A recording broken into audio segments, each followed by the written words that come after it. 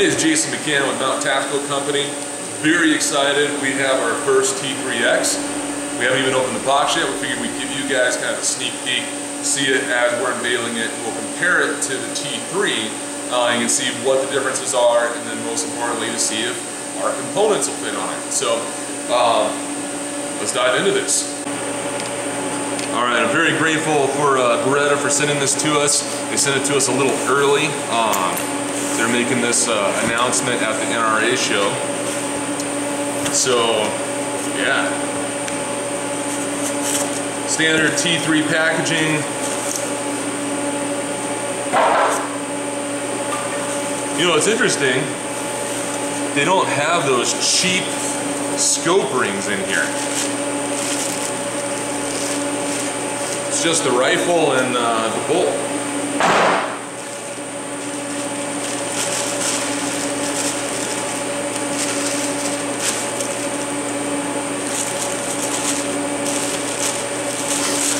The recoil pad is already noticeably softer and more grabby.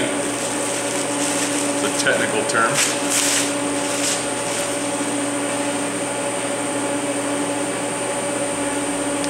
Alright, Greg, are you getting this? Yep. Okay, so definitely change in the stock design.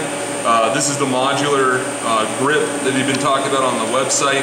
It doesn't come with the vertical grip. This is just the sporter grip, but it is interchangeable. So hopefully that's something that, you know, maybe Brownells or the dealers will eventually get for guys who want to retrofit their sporters. Significant improvement on the top of the action. They no longer have those grooves, and those grooves were a pain because they would drill and tap these optic mount holes. Then they put the grooves in there, which would cause little burrs to go onto the threads on top of the action, and guys would have issues actually getting these screws cleaned up. They have a couple extra pinholes. They say that's for making optic mounts more rigid, not an issue with our Picatinny rail, as you guys know. And they have an extra mounting screw in the rear here. Again, not sure if that's going to be necessary with our mount, but you know, we'll see. I'm going to grab one of ours fresh off the machine.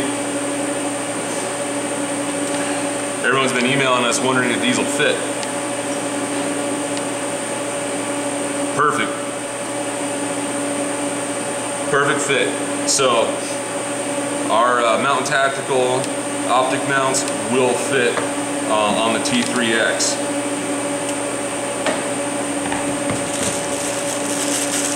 Now another thing they said was they were going to come out with a metallic bolt shroud. I don't know, this is just the same plastic one. Remove it. Oh no, it is metal. It's the same shape and design as the plastic one, but it is a metal bolt shroud. So significant improvement. It's steel, definitely heavier than ours, but still, I mean, having metal there is a significant improvement. Ours still fits, so you can still upgrade that. So again, another significant improvement on the rifle. Now, I want to open this up. They said they put a steel recoil lug in here. Let's see what they have.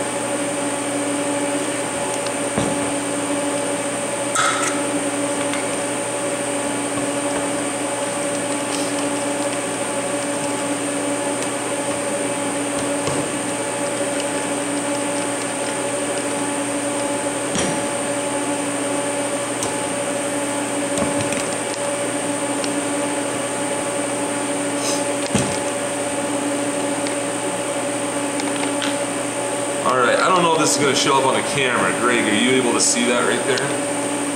Okay, so it's definitely a black oxide coated steel. We'll have to take one of these out, actually strength test it to see what kind of steel it really is, and to see, you know, who knows? I mean, if this is, this is obviously a significant improvement over the extruded aluminum that the T3s had. And so we'll see. I mean, maybe it won't be necessary to upgrade your recoil lug to get top accuracy out of this rifle. So we'll have to play with this. But great improvement.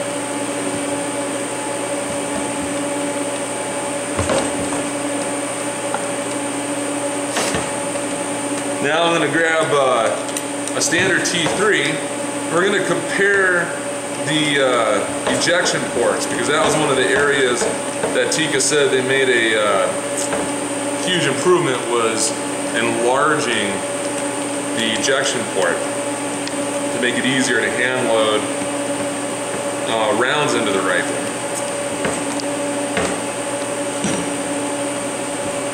So let's see here. You know what? That might show up better.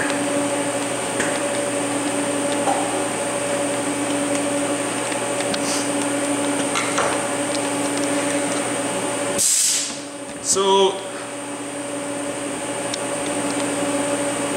I don't know, Greg, are you picking that up at all? Yeah.